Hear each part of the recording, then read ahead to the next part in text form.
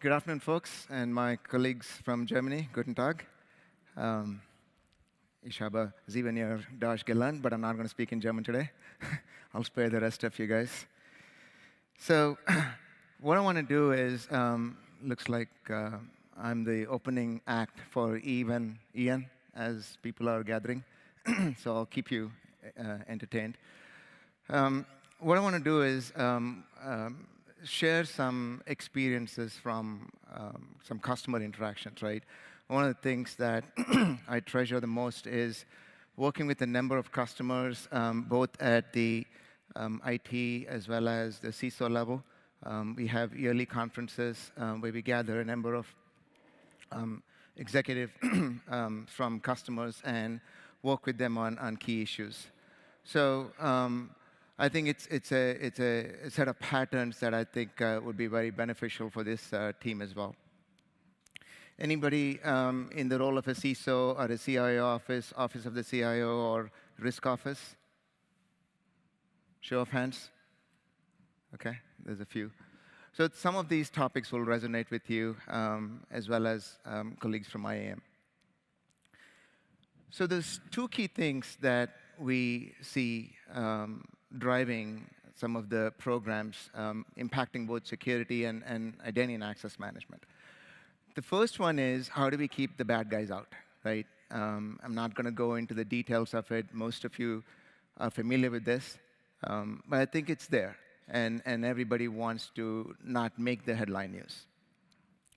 The other side of that is allow the innovation, let the good guys in, right? How do you make sure that you're not completely paranoid, but at the same time, you're making sure that your innovations are moving forward and provide a mechanism to have risk-based controls.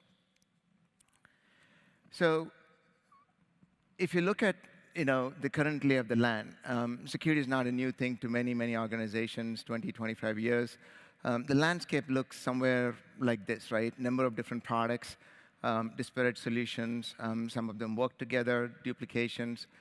Because primarily, we have addressed security from a compliance perspective as a mechanism to make sure that we address some of the regulatory requirements as opposed to driving through risk level or risk-driven programs. And for the friends who are in the CISO role or in the office of the CISO, the CIO, this is why you get paid the big bucks, right? To go figure out how to put some bow around this. And I definitely don't think I want to be in that shoes, right? So how do you make sense out of this? One way is to start pulling them all into different categories, like core domains of security. And this will help to a certain extent in terms of avoiding duplications, making sure that some of the capabilities work together. But I think the real value is when you start connecting these dots.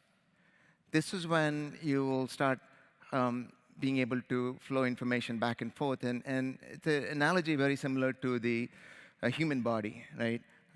As a human body is working together, all the organs, the major organs are working together to fight a common cold or a virus, right? You can't have a point organ trying to deal with a situation by itself.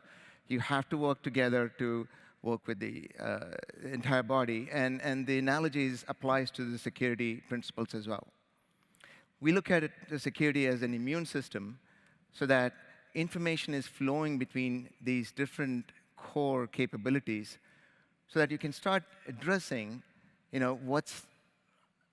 what is normal and what's an anomaly, right?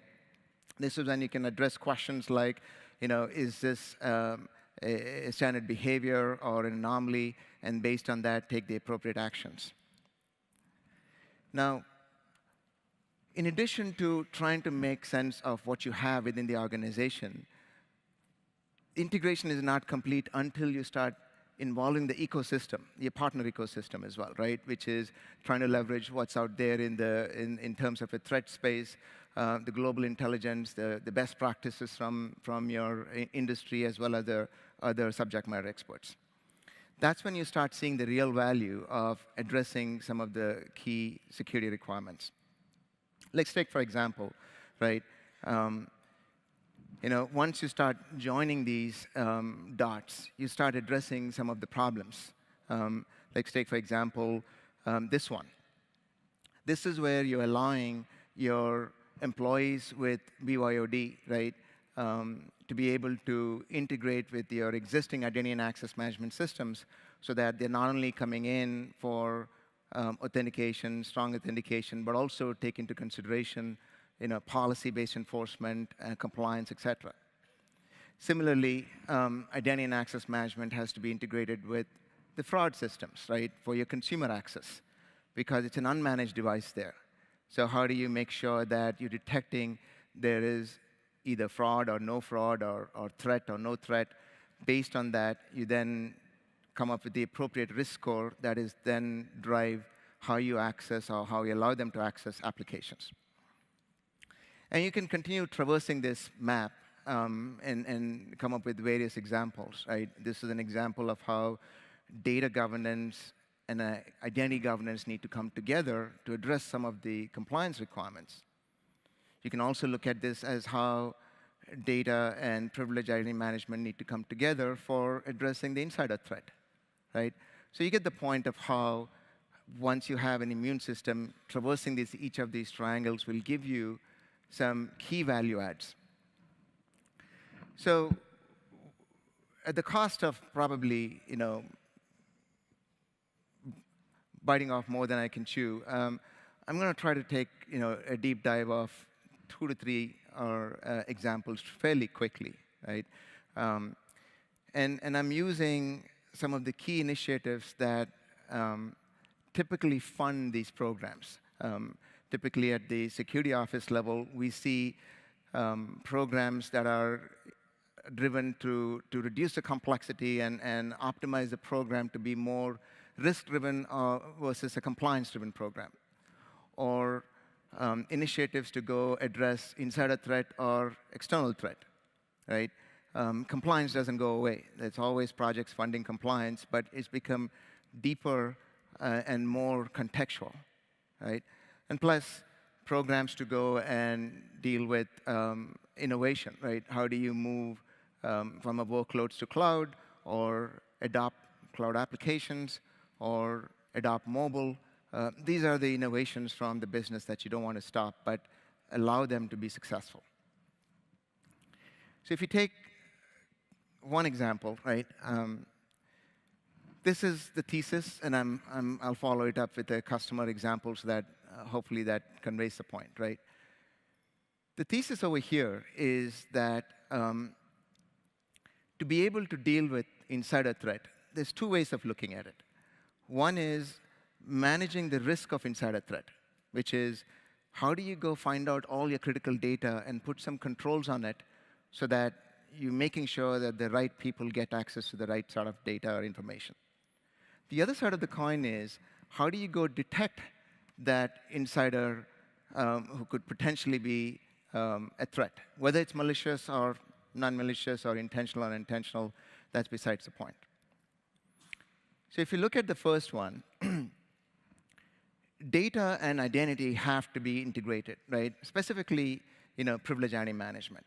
This is where you have to understand where your critical data resides through data activity monitoring, understand what is privileged data, understand who has access to that. And it's not enough to just have a privileged identity management solution, but also need to govern that on a regular basis, right? Contractors come in, contractors go in, employees change roles. So it's not enough to just put users into a shared vault and check out and check in, but you're also able to certify that and check for any regulatory or SOD violations.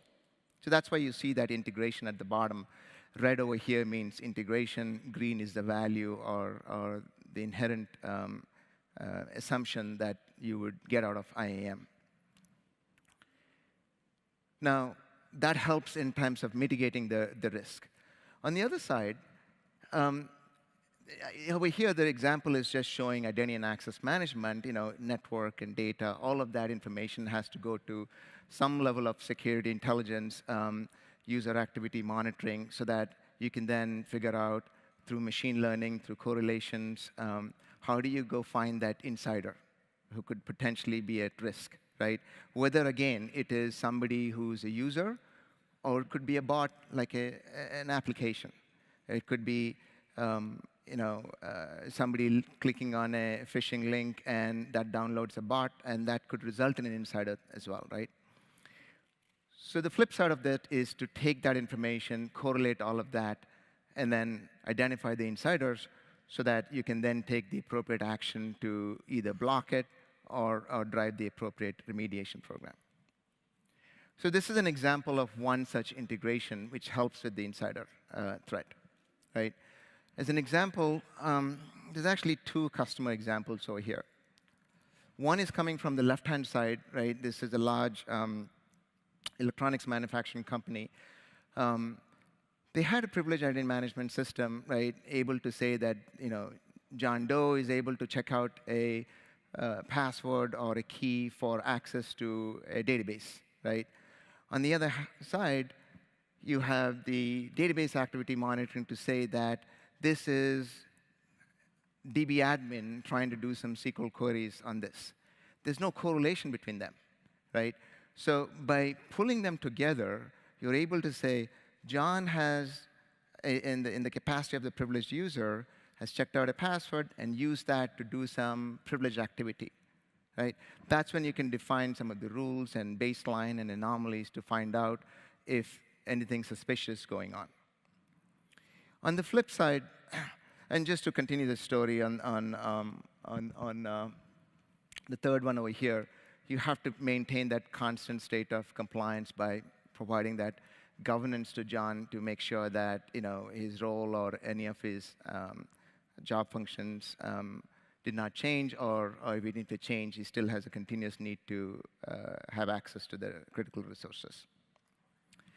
On the flip side, you have another customer in the financial space. Too big, right?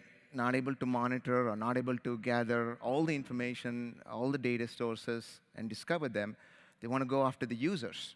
They want to be able to collect all the information from the user's activity, pull them all into one place, use extremely strong algorithms, machine learning. This is where the data scientist role comes into picture, to be able to find those potential insiders.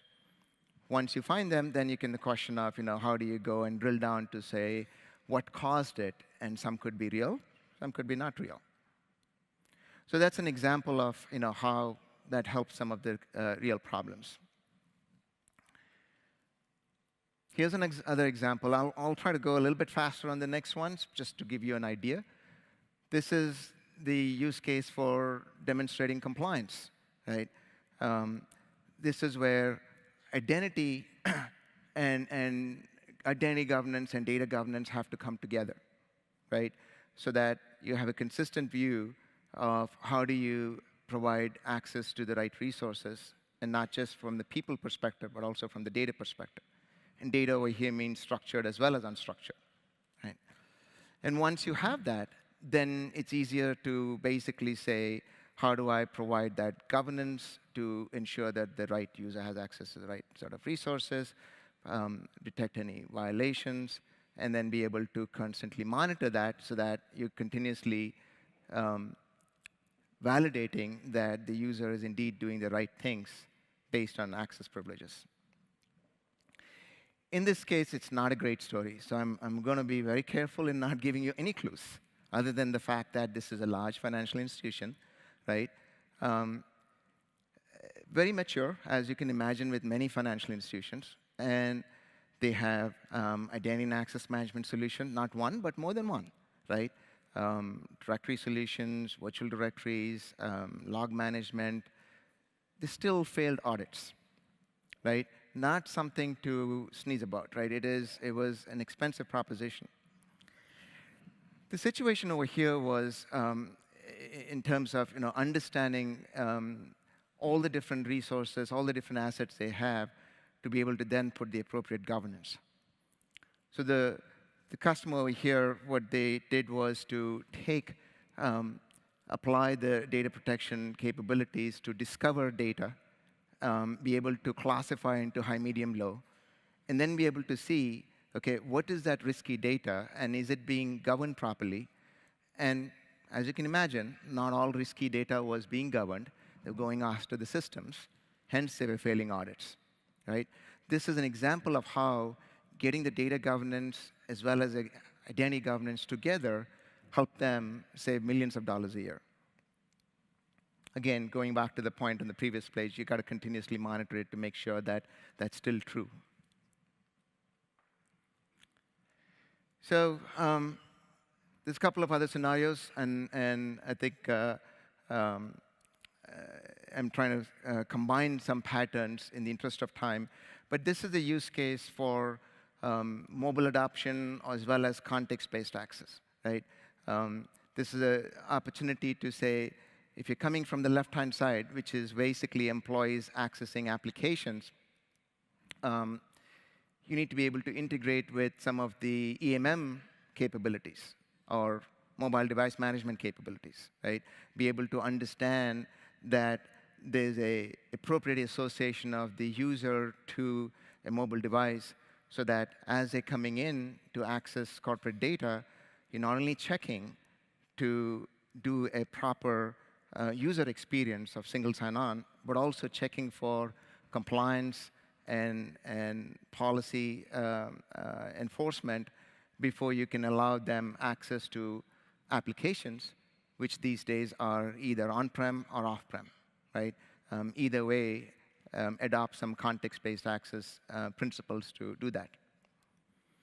Similarly, the right-hand side of the picture is from the consumer side, right? Same customer, actually. Consumer side, it's an unmanaged device. So you need to figure out how to integrate with the threat and fraud management capabilities to understand if the device is jailbroken, if there's any malware sitting on it, if there's any malicious activity or improper activity going on. Use that as a risk mechanism or as a risk scoring mechanism to power your context-based access to access your applications. So I think you can imagine the scenarios over here, right? I think we've talked about that. And then the last example I want to give is on the cloud side, right? On the cloud side, we have typically a number of applications, customers adopting a large number of applications on-prem and off-prem. The first thing is to understand where these egress points are, right? How many applications is a customer using? And typically, it's an order of magnitude larger than that what they usually think, right? So the first thing is to understand, and from all the logs, how do you discover access to various applications like Google or Office 365 or Salesforce, et cetera. And once you do that, you then classify that according to the risk. Some are sanctioned, some are not sanctioned, and then be able to provide that context-based access to the sanctioned applications and teach your employees good behavior. If not, if you just block them, they'll find another way to break through the fence, right? That's a classic security principles, right? So once you do that, then the second point is then how do you do protection? Protection is from network security as well as data security. So you can see that how these things have to come together to allow organizations to adopt cloud more easily, right? Things like your visibility, your access, as well as data protection have to come together to provide that unified solution. So where are we right now? So the key takeaways for these 4 scenarios, for the audience is primarily, right, you need to engage with your colleagues in your organization. IAM was usually a separately funded initiative, but it's more and more integrated with security, so you need to understand those adjacencies and use that as a context to drive some of the program. The second thing is, work with your line of business. Shadow IT is not necessarily a bad thing. Be able to figure out how do you advance it and allow them to innovate. So I've got a minute, and I want to use that to highlight one quick innovation that I think has at least made me very proud. I've been working on this along with the team for almost a year. Is the next generation, right? So far, we all understand that we are over the moats and castles, and we are over the perimeter is not sufficient by itself. So we talked about the integration as the next generation, which is what we are in. But there's still a lot of work left in terms of a lot of structured and unstructured data out there, a lot of skills shortage. And the next era that we see is cognitive. We've seen a lot of ads on the TV with respect to Watson. And we've been working almost a year. And yesterday, we announced Watson for cybersecurity. It took us 6 months to train Watson. Watson is like a baby, right? It took us 6 months to teach Watson the language of cybersecurity, right? Understand what a backdoor is. Backdoor to my house or a backdoor to something else from a security perspective. We had to teach them the whole ontology. And then it took another 6 months for us to go and perfect it to be able to help ease the pain of an analyst. The analyst could be, for the IAM side of the house, somebody who's doing risk-based access governance, be able to empower them to make decisions faster, be able to empower an analyst to go and make sense of not just what's happening within the company, but also gather the information from across the world to make it more relevant for how they should deal with it. So, thank you. Can we quickly see the questions, please? There you go.